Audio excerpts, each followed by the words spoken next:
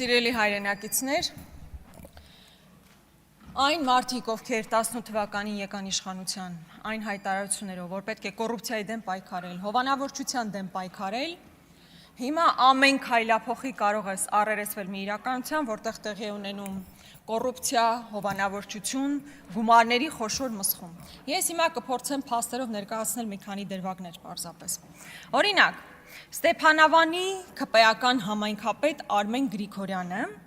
ով կազմակերպություն էր հիմնադրել 2018 թվականին եւ հետո քաղաքապետ դառնալուց հետո իր կազմակերպությունը սկզբում փոխանցել է իր դստերը եւ հետո կնոջը 468 միլիոն դրամի պայմանագիր է կնքել քաղաքապետարանի հետ։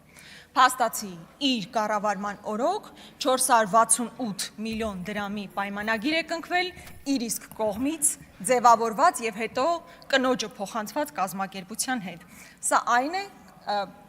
հովանավորչությունը ուրիշ ձև կամ կոռուպցիան ուրիշ ձև ինչպես պետքա դրսևորվի։ Հաջորդը վերջերս հայտնի դարձավ կարծես թե ֆակտորի որոշակի վերլուծությունների արդյունքում, որ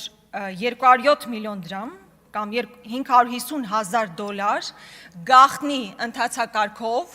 մեկ անձից գնումների տրամաբանությամբ փոխանցվել է մի կազմակերպությամբ, որը հիմնականում կապվում է Վարդան Ազատյան անուն ազգանուն ունեցող մարդու հետ, ինչ որ վերլուծություններ կատարելու մասով։ Այսինքն գաղտնի ընթացակարգով մեր քաղաքացիների գրպանից 550,000 տրամադրվում է մի մարդու ինչ որ վերլուծություններ կատարելու մասով, ես ուզում եմ հիշեցնել, որ տվյալ անձը օրինակ հեղինակել է ովքեր արեցին հեղափոխությունը ստեղծագործությունը, այսինքն մերձիշխանական մարդուն գաղտնի ռեժիմով մեկ ընթացակարգով տրամադրվել է 550,000 հովանավորչություն, չեք լսել նման բան։ Հաջորդը բազմաթիվ են այն դեպքերը, երբ օրինակ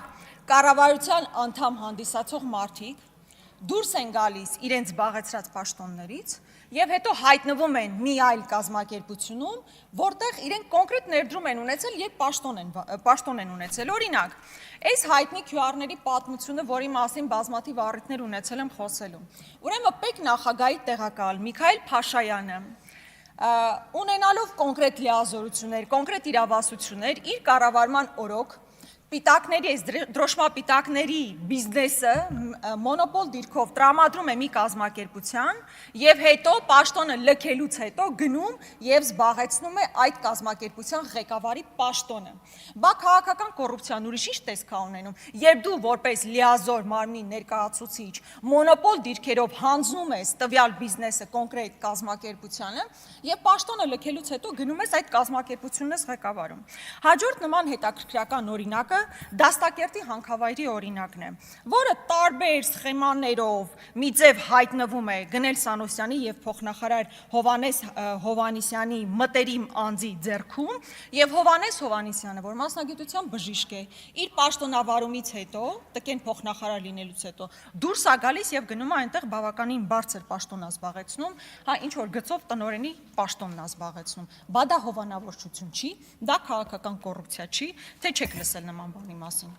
Հաջորդը սնանկացման էլեկտրոնային համակարգ ձևավորելու համար Արդարադատության նախարարությունը 2021 թվականին 173 միլիոն դրամ է տրամադրում Հարմոնիա կազմակերպությանը այդ ծրագիրն իրականացնելու համար։ 21 թվականից, տեսեք, քանի տարի անցել,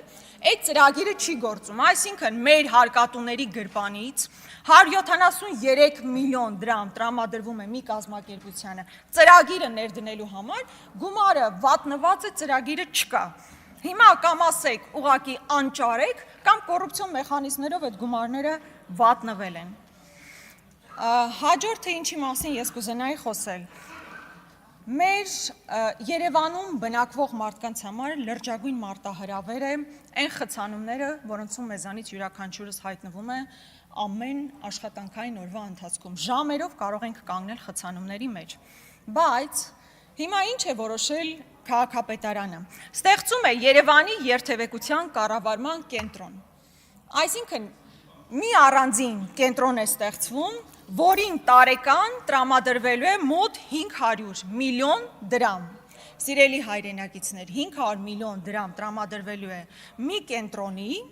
որը պետք է իրականացնի որոշակի գործառույթներ, օրինակ քաղաքային ճանապարհային ենթակառուցվածքների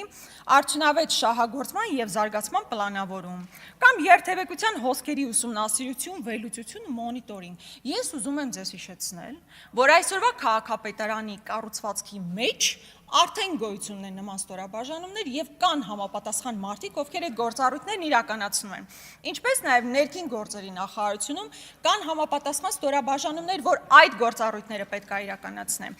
Ինչն է հետաքրքիր, որ այս մարդիկ, օրինակ, ստանալու են 1.800.000 դրամ աշխատավարձ, 1.700.000 դրամ աշխատավարձ, ու այսպես այս հաստիկացուցակը, որ նայում ես, ուզում ես հասկանալ, երկրի նախագահան ավելի ցածր աշխատավարձ է ստանալու, քան երթևեկությանը հետևող մարդը։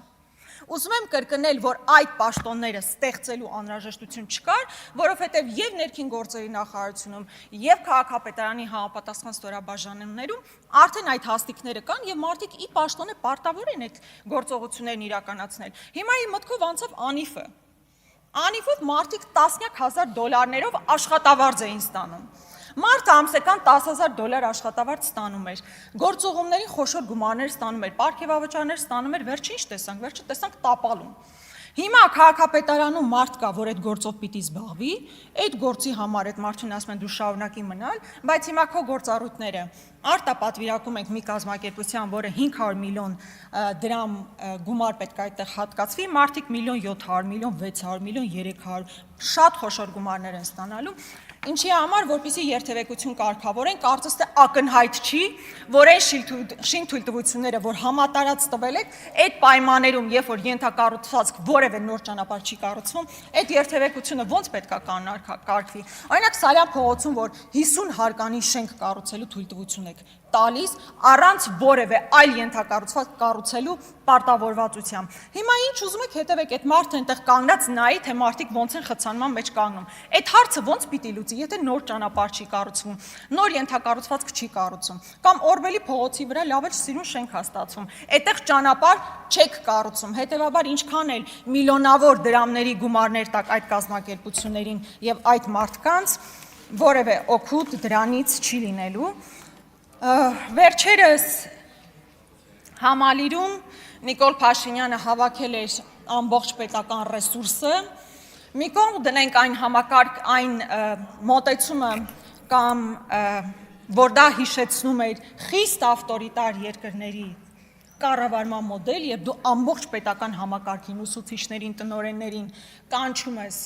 այսպես ինչ-որ բան ներկայացնելու համար, իսկ ավելի շուտ կոնկրետ ինչ էր ներկայացում, որ մեր սահմանադրությունը պետք է փոխվի։ Իսկ ինչու պետք է փոխվի մեր սահմանադրությունը, որովհետև կա համապատասխան ադրբեջանական պահանջ։ Բայց լավ, մի կողմ թողնենք այն հանգամանքը, թե ինչ է ներկայացվել պետական համակարգին։ Ամբողջ խնդիրն այն է, որ դա մեր քաղաքացիների վրա արժեցել է 42 միլիոն դրամ։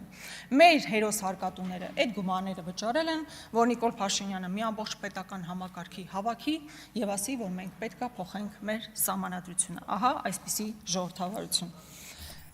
Քանի որ ժամանակ մնաց, ուզում եմ անդրադառնալ նաև հետևյալ հարցին։ Երեք մի օրենքի նախագիծ էինք քննարկում, էլի կոռուպցիայի հետ կապված որոշակի կարգավորումներ մտցնելու համար, եւ ես առաջարկեցի, որ օրինակ այն կազմակերպություններում, որտեղ կառավարությունը մասնաբաժին ունի, խոսքը Ամոսար, Վիվասել եւ պղնձամոլիբդենային, համենայն դեպս այդ երեքը այս բանին հիշեցի, միգուցե ավել հատվածներ կան, այդտեղ նշանակված մարդիկ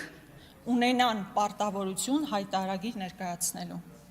Օրինակ ես պետք է անկեղծ լինեմ, ես ինչու չպետք է իմանամ, թե օրինակ Գնել Սանոսյանը պաշտոնը լքելուց հետո նախ ինչ ունի հիմա